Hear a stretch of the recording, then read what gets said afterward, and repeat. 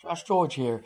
College football in the Big Ten Conference 2022 preseason preview. Starting now with the Eastern Division and the Hoosiers, the Indiana Hoosiers. The Indiana Hoosiers achieved 17.25 points per game, while their opponents achieved 33.25 points per game against them. Not a good start. Lots of question marks surrounding Tom Allen. Apparently they love him there in Indiana, but something is itching up the back of my leg. I've just got that feeling he's on the hot seat. They're only favored in 3 games according to the FPI, and I've got them 3-9 and 1-8 in conference play. Now, Rutgers. They bring back tight end Matt Alamo, big-time senior who won the 22 Frank R. Burns Award and has been an academic Big Ten All-American as well as a Big Ten All-American in 2021 and 2020. Smart kid, good kid.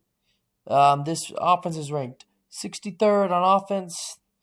They can find some mismatches in some of their games. They're 81st in defensive output, though, in the country. So a defense that might struggle a little bit.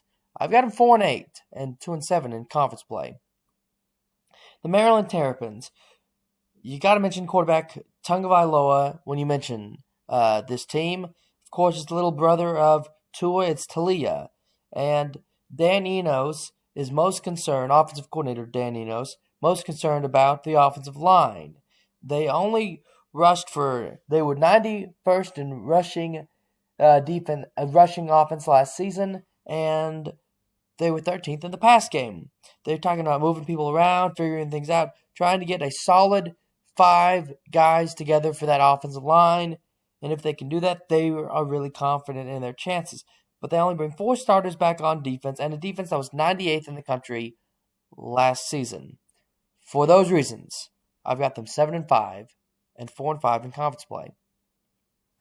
To the Penn State Nittany Lions, I've got to take a moment, like a serious moment, and ask all the Penn State fans out there, the diehards, the alumni, if you went to Penn State, answer me this question in the comments, please, because I want to know the answer so bad. Joe Paterno, his legacy, what is it? I've watched the ESPN Plus thing. It's, of course, it's 2022. It's the 10-year anniversary of all of that, and his 400 wins, and, of course, he's lost some. The NCAA they do not recognize some of them and things like that, but that's what I want to hear that in the comments. Now, to some projections. Look, Manny Diaz is a match made in heaven with James Franklin. This team is projected to average 3 turnovers a game to takeaways for this defense. Supposed to be spectacular. Of course, we know Manny Diaz is the turnover chain guy. Super talented defense. Danny Dennis is a five-star freshman lineman. And, of course, their J.R.E. Brown, senior safety, supposed to be a vocal leader. Lots of leadership, lots of talent on this defense. So, lots to work with there. And, of course, Sean Clifford, who was only 26th in passing in the nation last season, comes back at quarterback to lead what could be a spectacular offense. I got the Nittany Lions 9-3 and 6-3 in conference play. Now, Michigan State, Mel Tucker has 8 starters back on this defense that was 4th in rushing defense and only allowed 25 points per game last season. Their offense is what's most intriguing about this team as they bring back Peyton Thorne on offense and 2 of his top 3 targets from last season.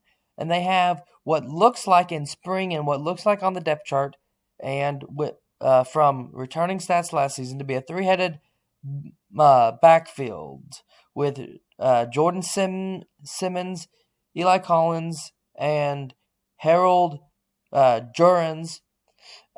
All 3 going to play some running back, some tailback, things like that. All three of those guys averaged 4.5 yards per carry last season. So this offense could end up being very dynamic. I've got them 9-3 and 6-3 in conference play. Michigan Wolverines. Look, some people say that McNamara and McCarthy are in a little bit of a quarterback competition. They've got 7 starters back on offense besides the quarterback, and between the two of those guys, they combined for 3,000-plus yards in the pass game, which led to them having the number 2 offense in the Big Ten. And they had the 8th best scoring defense in the nation. So the really, really good offense and a really good defense. The biggest question mark is they only have 3 starters back on defense. And really, there has been an article written about Jesse Minter, their defensive coordinator, ranking him the number 1 developer of talent. And their schedule lays out, they get a really good start, get to build some momentum with those first 4 games, I just got a feeling, they're kind of underhyped this year, coming off a playoff berth. I've got them 11-1 and 8-1 in conference play. Now to the Ohio State Buckeyes. Look, Ryan Day is 34-4, only 4 losses as coach. 5 starters back on offense, 6 on offense, 5 on defense. Number 1 special teams in the Big Ten from last season. Number 1 offense in the Big Ten last year. And they were number 1 in the nation in the field position battle. And they bring back a lot of production on offense. C.J. Stroud at quarterback. Wide receiver in Jigba, projected to be a top 2 wide receiver in the nation this year. And of course, Travion Henderson, projected to be one of the top 3 running backs in the nation this year. C.J. Stroud, number 2 quarterback in the nation this year. And not to mention they added Jim Knowles, who had the number 1 defense in the Big 12 last season, and is supposed to turn around this defense and turn them into a top 10 defense, maybe even top 5. Look, super talented, experience coming back, right things fall into place. Buckeyes go undefeated, 12-0, 9-0. To the West, Northwestern. Pat Fitzgerald has been there for 16 years, and his biggest assistant right now is Jeff Ginsky, and he's their special teams coordinator, and they project to be in the number 4th in special teams in the Big Ten. But they were 116th in offense last season and 107th in defense. Despite good special teams, I've got this team 3-9 and 1-8 in conference play. Now, Illinois. Look, Brett Bielema has 102 wins. This team is 78th in the power rankings and bring in transfer quarterback Tommy DeVito from the Qs. And he could provide a spark running the football, things like that. Very talented kid. Their defense, though, had improved a lot from 2020, where they were dead last in the Big Ten, to being 4th in the Big Ten. And they have 6 starters back on defense. But I just don't think that their offense and their defense and their special teams are really clicking, are really going to be dominant, especially with some of the other teams in this conference really, really clicking. And they have a tough schedule, games like at Wisconsin, at Nebraska, and at Michigan. And it's just a tough schedule. I've got them 5-7 and 2-7 in conference play. Minnesota. Look, everyone remembers the boat and rowing the boat. And P.J. Fleck and Tanner Morgan are supposed to be a match made in heaven. Here's the meat and potatoes of it. They were 99th in total offense and 118th in passing offense. Despite having the 3rd best defense in the nation and having a 2-deep depth chart with 11 seniors on this defense that's going to be super experienced, they may not be able to score a ton of points. And in their bigger games, they have a tendency to rely on the pass game and lean on Morgan.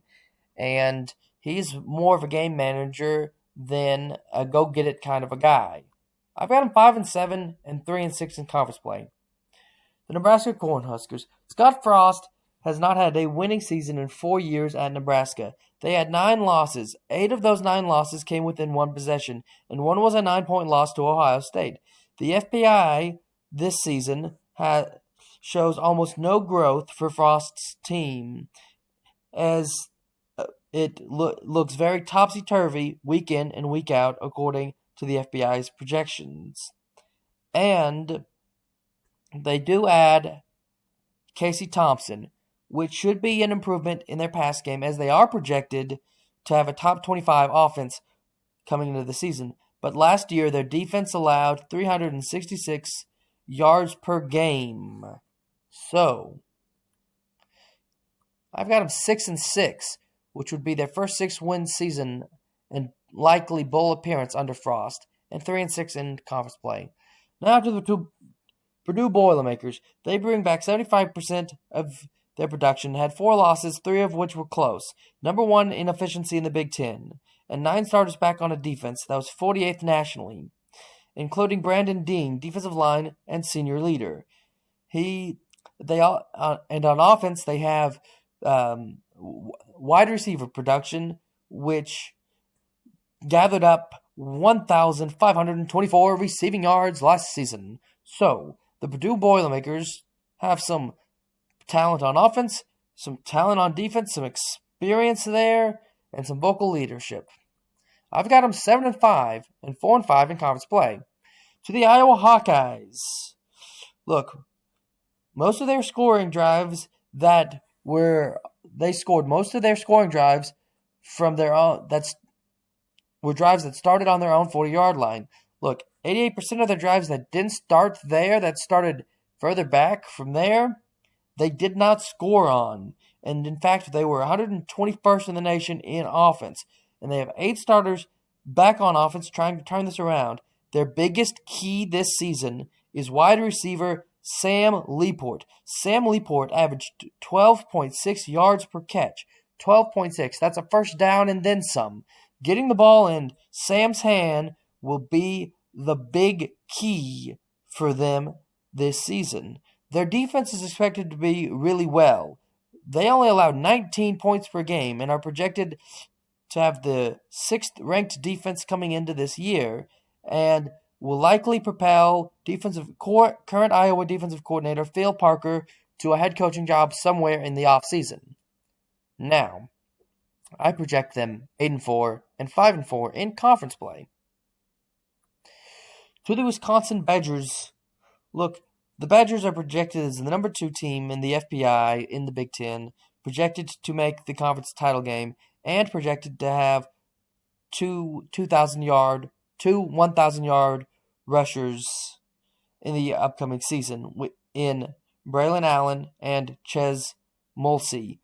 Last season they combined for 2,083 yards, and Mulsey fell just short of becoming a 1,000-yard rusher, as this team was 21st in rushing offense last season.